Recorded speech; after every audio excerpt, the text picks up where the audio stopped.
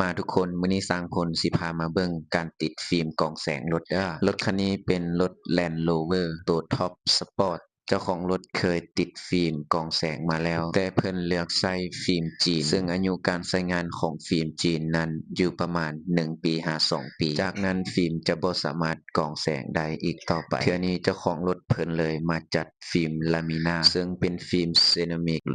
100% นำเข้าจากสหรัฐอเมริกาหรือ USA อายุการใช้งานนานถึง10ปีเลยเด้อบอกเลยว่าติดเทื่อเดียวใช้งานสุดคุ้มกับราคาที่จ่ายไปหน้าตาก็สิประมาณนี้เลยเด้อรับประกันว่าของแท้อย่างแน่นอนเดี๋ยวสร้างพลสิพาไปเบิ่งแต่ละขั้นตอนกันเลยขั้นตอนทำอิฐแมนเราจะลอกฟิล์มเก่าที่ติดตามแวนรถออกให้หมดก่อนเด้อทุกคนสังเกตเห็นบ่ฟิล์มจีนก็สิลอกออกง่ายๆแบบนี้เลยถ้าเป็นฟิล์มเซรามิกแท้เป็นกาวติดกับแวนรถเลยเด้อการที่จะลอกออกได้นั้นต้องใช้น้ำยาพิเศษหรือน้ำยาสลายกาวขั้นตอนที่2เป็นขั้นตอนการแทะจากนั้นใช้มีดคัตเตอร์ตัดตามขอบแวนพวกเราจะใช้แผ่นยางกันไว้เพื่อมาตัดเป็นไกด์ไลน์ก่อนเด้อตัดเสร็จแล้วพวกเราจะเอาไปแทกตัดกับฟิล์มตัวจริงเลย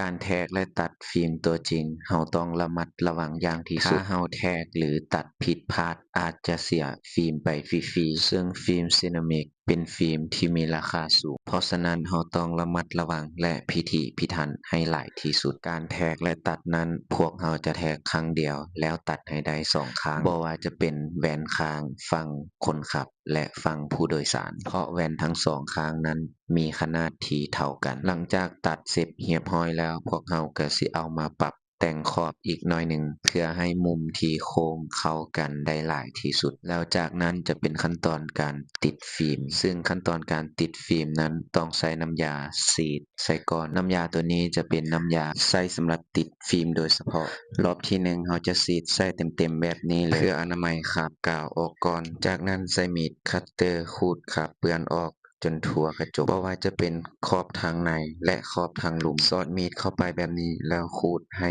สะอาดที่สุดจากนั้นใช้มีดยางกรีดอีกรอบหนึ่งเพื่อให้กระจกของเราสะอาดอย่างที่สุดงานติดฟิล์มเป็นงานที่ละเอียดและต้องใช้ความแม่นยำสูงความสะอาดเป็นหัวใจสำคัญถ้าหากเราอนามัยบ่ได้อาจจะส่งผลกับอายุการใช้งานตัดภาพมาเบิ่งขั้นตอนการติดฟิล์มกันเลยพวกเราจะลอกกันวายออกก่อนจากนั้นสีดน้ำยาใส่ฟิล์มและกระจกให้ทั่วก่อนแล้วจึงแปะฟิล์มลงไป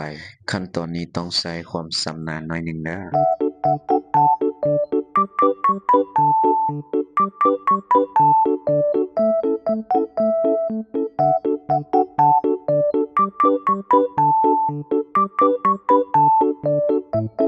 หลังจากแปะฟิล์มใส่เรียบร้อยแล้วต่อไปพวกเราจะใช้มีดยางกรีดแบบนี้เลยขั้นตอนนี้เป็นการไล่อากาศเพื่อเฮ็ดให้ฟิล์มของเราเรียบงามดีขั้นตอนการติดฟิล์มก็สิมีประมาณนี้เด้อทุกคนสำหรับผู้ใดที่อยากติดฟิล์มสามารถติดต่อหาทีมงานของพวกเราได้เด้อยินดีให้บริการทุกทางสำหรับผู้ใดที่มักคลิปดีๆมีความรู้แบบนี้ฝากกดไลค์กดหัวใจกดติดตามสร้างผลได้เด้อ